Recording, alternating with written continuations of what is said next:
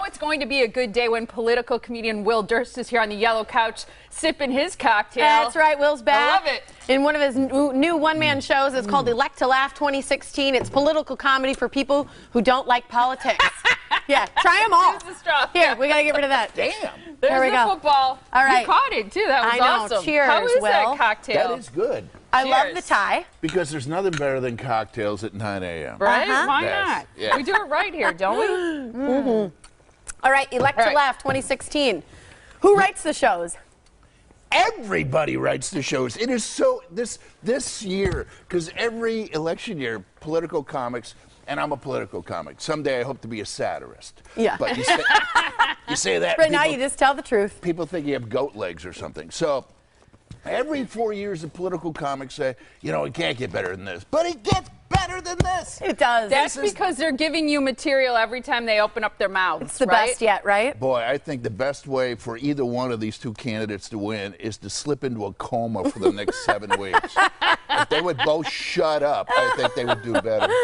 Oh, it's great. awesome. Do you ever give a hint as to where you lie in the political scheme when you do the show? Oh, yeah, I think you people do? can figure it Okay. out. I wondered. I hit both sides, but I'm a third-generation factory rat from Milwaukee, Wisconsin.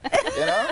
I mean, it's, you know. I love what you say in your information. You say, as a source for comedic material, it has been an embarrassment of riches. A cornucopia of delight. That's true. I mean, they just give you, what are some of your favorites lately? Well, the hard part is not writing the stuff. It's figuring out where to put it in the act. I have a bunch of orphan lines. Donald Trump has a plan to keep violent extremists out of the country, but still can't figure out how to keep them out of his rallies. True. Yep. Hillary Clinton says she's going to concentrate on picking up women voters, which coincidentally mirrors her husband's agenda as well.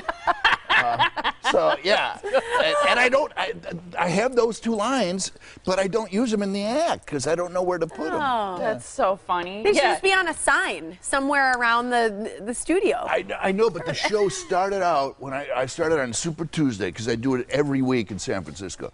And I started on Super Tuesday. It was 75 minutes, hour 15. Now it's 95, and I took stuff out. And No, I'm in your adding information stuff it said it's 80, so that means you're No, overtime. that was the You're old overtime. That was the original. Okay. Yeah, I was shooting for 80. There's just I was, way yeah. too much material. Right. Okay, here's what I want to ask you. WebMD did this thing on mixed political couples. So what they were saying was that, you know, let's say you're in a marriage and one of you...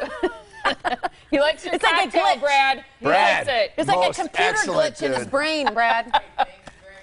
So thank you very much. Too early to drink. I'm no good with hard liquor. So we need to, like, stop. No!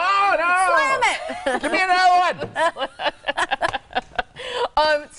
Mixed couples, okay? So they say that not all couples can manage the political differences gracefully. So according to marriage counselors, political talk can be okay unless it gets into the red flag area, which is, you know, you're rolling your eyes, you call each other names, you say insulting things. But I do think it's fascinating thinking about couples who are just decidedly one or the other and they don't agree. Like James Carville and Mary Madeline. Yes. You know, because she was a Republican campaign advisor and he was a Democrat campaign. Yeah, so, yeah, that's, I mean, that relationship. But my wife and I, we're kind of normal. But we live in San Francisco, and San Francisco is go to Fidel and take a left. Yeah. I mean, it is so, it's not just blue, it's bluer than the sliver of a liver of an alcoholic Smurf. That is how blue San Francisco. So we, you know, I mean, in Wisconsin, I come back That's to pretty Wisconsin. It's beyond, it's indigo, darling. But I come back to Wisconsin, I'm a commie pinko yellow rat bastard, but in San Francisco, I'm a Nazi. So, yeah. So I'm somewhere in the middle. Yeah. You got to navigate the waters. You call yourself a stand-up journalist. How much do you think you take and you keep to credit some of the journalists or the politicians? Yeah. I'm a funny writer, and I'm a smart comic. I don't know how to, you know, I kind of bridge both. Smurged them. But I could never be a reporter. Yeah. Because I don't know if you No one remember. will take you seriously. Well, also I wouldn't behave. Yeah, know. you wouldn't be able to keep your opinion to yourself, When right? Scott Walker said that he would face down ISIS the same way he did the Wisconsin Teachers Union, and I'm surprised not a single reporter said, "The hell are you talking about?" So I would have left that press conference. Ow! Ow! Ow! Yeah, exactly. Yeah.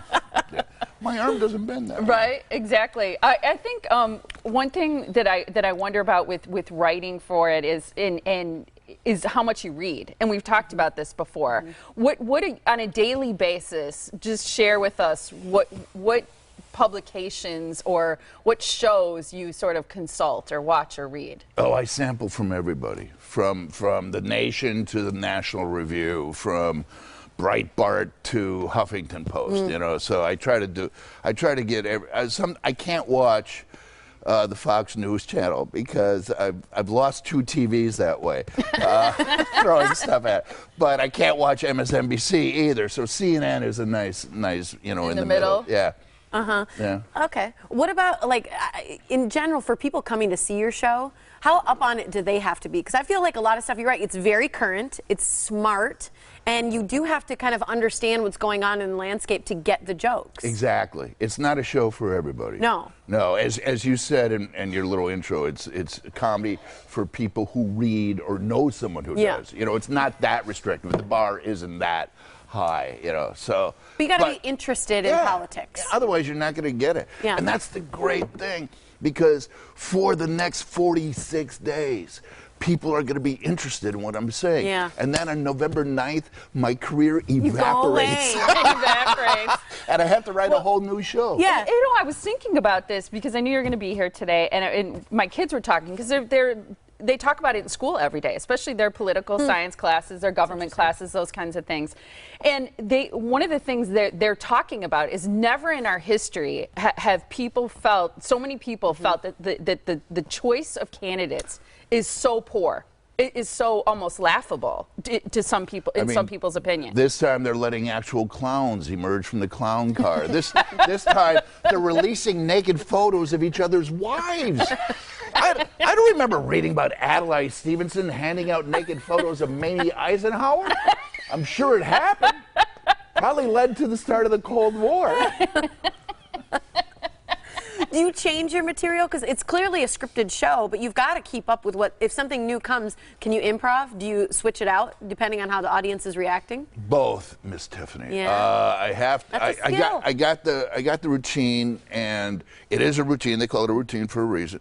But it's modular, so I can go from A to L and back to B. You know, but So you could slip in one of those orphans too. Exactly, like the line that I used earlier about slipping into a coma. That I don't have anywhere in my act, but I can, you know, if I feel the moment and they're with me, they have to be with you. Yeah. If the crowd is with you, they're giving you energy, and you're feeding off that, and then you have time to, you know, to think. Remind best me where feeling, you went isn't to it? high school. Was it in Waukesha? Yeah, I went to for 2 years. I went to New Berlin West. Okay. For a semester, I went to Catholic Memorial, then I got kicked out. I knew it. And then I went to, I graduated from Waukesha South. But I'm not even the most famous comedian to graduate from Waukesha South, because Frank Caliendo. That's right. That's right.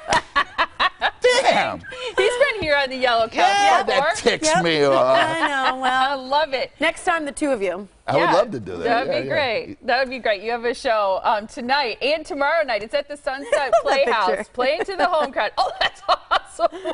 That's so. You look so cute there, Will. I like I that. want to pinch your cheeks a little. Then Sunday you're in Sturgeon Bay. WillDurst.com. You're so wonderful to always let me know when you're in town. I Love it when appreciate you Oh, come I back. appreciate it. And have both you guys lost weight? Is that possible? Are you on a... I've lost like 45 pounds. Yeah, at least. 70. I mean, Really? Oh, that's so nice. Thank you. That's my favorite thing anybody says. I know how to suck it. Right? How to get back? How to get booked back?